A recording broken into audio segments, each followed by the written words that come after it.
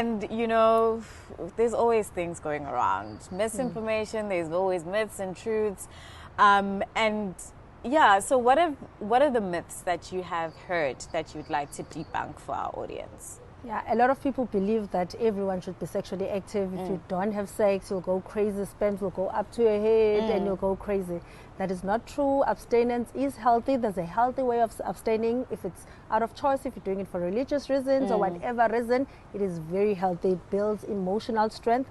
While on the other side, if you are not having sex while you want to have sex, that can be a bit frustrating, but it does not drive anyone crazy. It might cause minor symptoms of depression because you wish to have sex but you're not getting it, but it will not drive anyone crazy. It will not drive anyone. It will not drive anyone crazy. Okay.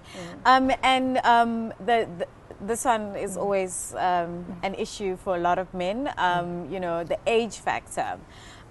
Is there a time limit, age limit, if I can say that, when you really need to just, you know, pack the bags? One thing about males and sex is males believe, there's a belief that women will menopause, but males will go on forever. There's no such thing. Males do have their form of menopause, which we call andropause, where their hormones, their testosterone level go down and they actually have less sexual desire. They do not have the urge to perform. But fortunately, there's so much available. You can replace the testosterone so that you get back your desire and continue with the sexual activity.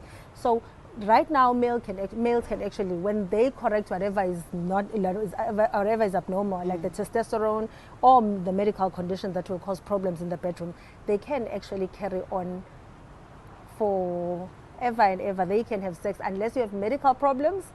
Yes, you might have issues with performing, but otherwise, if everything is healthy, you can have sex for as long as you want to.